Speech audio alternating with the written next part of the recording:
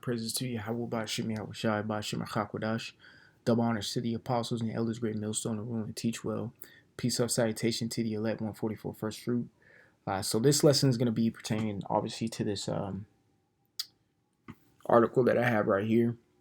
So it says map shows which countries refuse to take back deported migrants, um, which I found pretty interesting because as bad as America wants to kick these people out, the other countries don't even want their own people coming back. Now, I think there's a little bit more to this story than what it seems. I'm gonna read a little bit here. I read through the article a little bit, and if you go to my other page called GMS Bongad News, you'll see a little snippet of what I read there. But here is a more in-depth video of what I'm doing here. That video will post later on during the week if you want to catch that one. But I'm posting this one now. All right, so let me go ahead and read. As a matter of fact, let me read Ezekiel 38 and 11 real quick first. It says, "And thou shalt say, I will go up to the land of unwalled villages. I will go to them that are at rest, that dwell safely, all of them dwelling without walls and having neither bars nor gates." Right. Matter of fact, let's read verse 12. "To take a spoil and to take a prey, to turn thine hand upon the desolate places that are now inhabited." And it says, "And upon the people that are gathered out of the nations, which have gotten cattle goods and that dwell in the midst of the land." So this is pretty much speaking about America. America is the unwalled village. Okay, it's as you can tell, and I say unwalled village in everything financially. When it comes to cybersecurity, there's been a lot of cyber attacks. It's easily America's an easy place to hack. When it comes to importing goods, I know I did a lesson not too long, a few weeks back, maybe a month or so back, speaking about tariffs, on how tariffs work. Trading imports, exports, things of that nature. How easy it is to infiltrate into American territory. And then also, lastly, coming to what we're talking about here today, how migrants can easily come in, whether it be legally or illegally. And even if you came in here illegally, they'll allow you to become illegal by getting your green card, which is some wild fucking shit. Even immigrants who come in here who are illegal get rights. That's why a lot of Americans are upset because they're taking a lot of the jobs and things of that nature. Not to say that these Americans want to do the jobs that they're doing anyway, because a lot of Americans don't. Therefore, they hire these. Who build your roads? Who build your houses? Who build your grocery stores and things of that nature? Let's be real. Not no country bumpkin white man. You got some Salvadorians and Venezuelans and Mexicans doing all that type of work that no one else wants to do, but you're mad at them being here. See what I'm saying? All right. So it says Honduras President Castro has voiced her concerns about the United States President-elect Donald Trump's plans to mass deportation. It says becoming another world leader who could disrupt his proposals. It says the Newsweek has compiled a map of countries with a similar attitude. So here's the map right here, but I'm gonna read a little bit more. All right. It says the New Year's Day speech, which included a threat to remove U.S. military personnel from her country, came as a neighbor Guatemalan, Slovakia. As a neighbor Guatemala indicated it would support Trump's program. It says even take nationals from other Central and South American countries unwilling to help. So it says, I guess Guatemala being a real coon. It says Newsweek reached out to the Department of Homeland Security, DHS, in Honduras and Guatemala embassies in the U.S. For additional comment via email Monday. So it says why it matters is at least 200,000 Hondurans are currently awaiting removal from the United States, according to the data from the ICE, or Immigration and Customs Enforcement, making it the largest group awaiting deportation ahead of Guatemala, El Salvador, and Mexico. It says, but any country has the sovereign right to refuse a deportation flight from a foreign country. So Honduras could present a problem for Trump. So pretty much what it's saying is, just because they're Hondurans doesn't mean we have to take them back. They left the country. So these other countries said they left our country for a reason. And if they didn't want to be here, we don't want them here either. So you can keep them. You're the one who let them in your country in the first damn place. That's why I started off with Ezekiel 38 chapter when it talks about the unwalled villages. The next thing, well, matter of fact, let me keep reading, and I'm gonna let my thought process speak on another reason why I believe that it won't be mentioned in this article that these other countries don't want these immigrants back.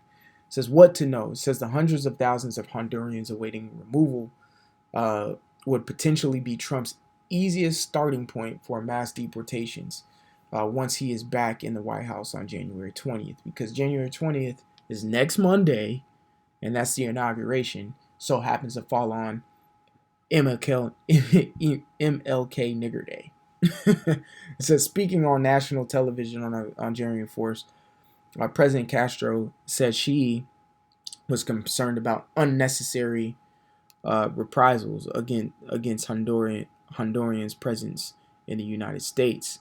So it says, faced with hostile attitude of mass expulsions of our brothers, we would have considered a change of cooperation policies with the United States, especially in the military realm. Castro said, raising the idea that U.S. forces may no longer be welcome in her country. It says, Castro is planning to meet with other leaders, including Mexico's presidents, Claudia, in the coming weeks to discuss immigration issues.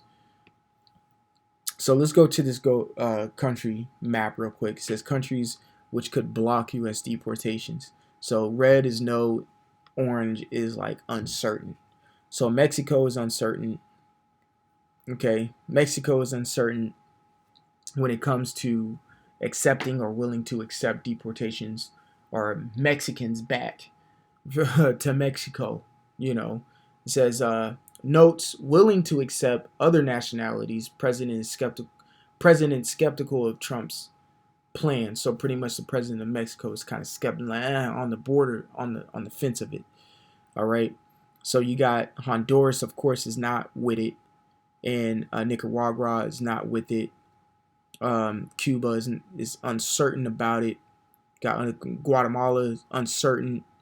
But as we read, they're kind of like, we maybe will accept other nationalities into our countries if need be. Venezuela is uncertain. It says notes. It says U.S. had agreement, but flights were reported stopped in February 2024. So Brazil's like hell no. Russia's like hell no. Ukraine is like hell no.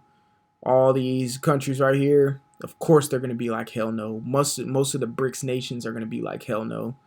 China uncertain. Says relations have been mixed between the U.S. and China.